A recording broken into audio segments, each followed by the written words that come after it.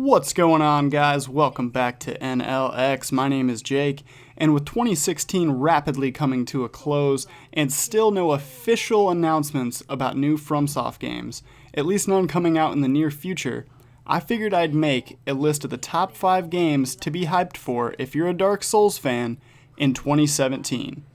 Okay, so starting out at number 1, we have Nioh. Nioh is an action RPG from Team Ninja launching exclusively on the PS4 on February 9th, 2017. This game has some serious Dark Souls influence, but believe it or not, it actually has been in development since 2004, 5 years before Demon Souls launched.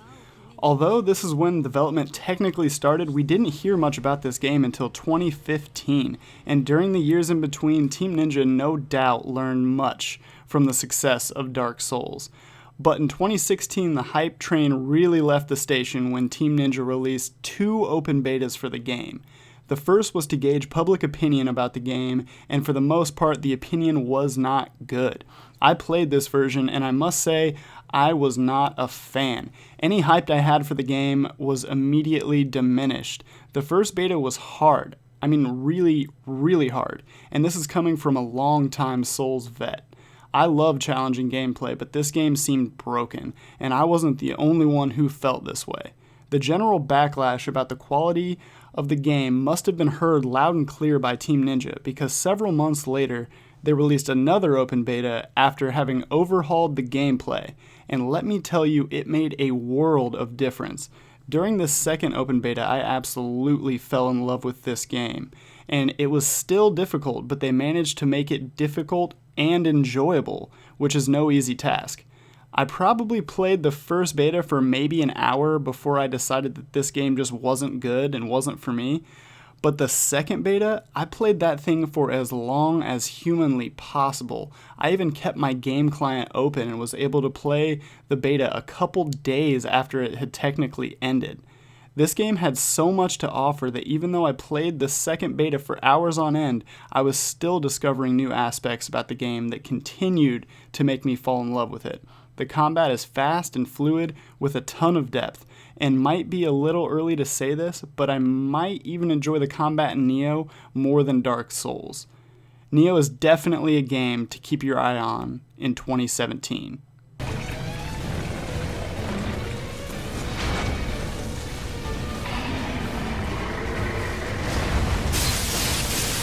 Wow, I cannot believe that shit. Holy shit. I can't believe I just did that. Oh my god. Next up, we have Zelda Breath of the Wild. The release date for Breath of the Wild is still a mystery, but I'm holding out hope that it's going to be a launch title for the Nintendo Switch, which launches sometime in March 2017. Okay, so Zelda isn't exactly a Souls-like by any means, but that doesn't mean it's a game made for babies either. This game features a massive, completely open world for the player to explore. Not only that, but it looks like Breath of the Wild might just be one of the most difficult Zelda games that we've had in many, many years. I mean, just look at that damage. The difficulty isn't the only way this game is breaking the Zelda mold. This is the first Zelda game where you're actually able to loot weapons from fallen enemies. That means the player will have many more options than just the traditional sword and board that Zelda fans have become accustomed to. In this game, you have access to spears, clubs, greatswords, and even enemy limbs to employ as weapons. But additional weaponry isn't the only change coming to Breath of the Wild either. In this game, players can actually get better armor and gear as they progress as well.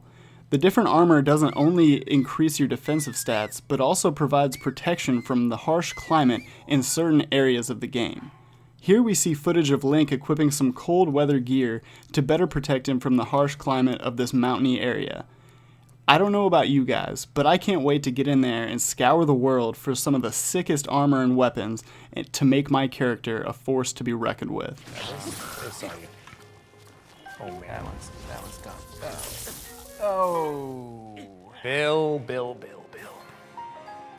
All right. The next game I want to talk to you guys about is The Surge. The Surge is another action RPG launching sometime in 2017 and comes to us from Deck 13, the developer of Lords of the Fallen, which was the first true AAA ripoff of Souls, and in my opinion was pretty mediocre. But unlike Lords, which was basically the most generic medieval fantasy that anyone could imagine, this game takes a different, more futuristic route. The Surge takes place in a dystopian future where Earth is on its last legs, and humans have become increasingly more reliant on technology. As such, humans have adapted a mechanical exoskeletal suit to stay viable in the job market. The game begins with our player character waking up after supposedly getting the job of his dreams with a major technology company. However, after getting the job, he wakes up in a junkyard with an exosuit on and is confronted by many disgruntled and disfigured coworkers and robots who seem to have no other purpose than taking your life.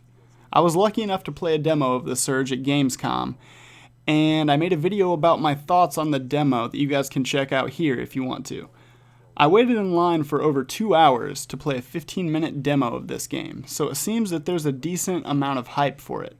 And why shouldn't there be? Sure, Lords of the Fallen wasn't amazing, and I wasn't overly impressed with the demo of The Surge, but I still have high hopes for this game.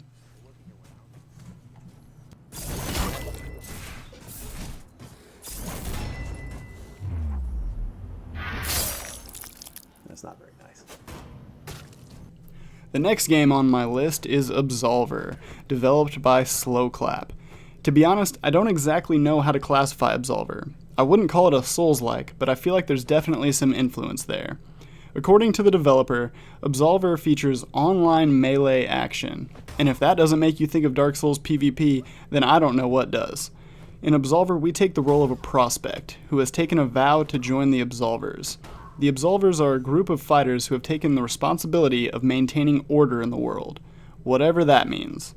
This game will feature PvP and PvE elements. In the gameplay, we see our character mostly fighting using different forms of martial arts. I believe each will have its own strengths and weaknesses. As you progress through the game, you will be able to acquire new moves and abilities, as well as some weapons. But as I understand it, weapons are more of a buff for your character rather than a tool that you'll be using constantly. This game also features some really innovative gameplay ideas, such as being able to learn moves by fighting other players who have them. So for instance, if you're fighting someone who keeps beating you using a certain kick combo that you haven't learned yet, your character will automatically learn that combo just based off of your fight with that opponent. It's hard to say how Absolver will actually turn out because it seems like Slowclap Studios are creating a brand new game genre, but I'm definitely anxious to play it for myself.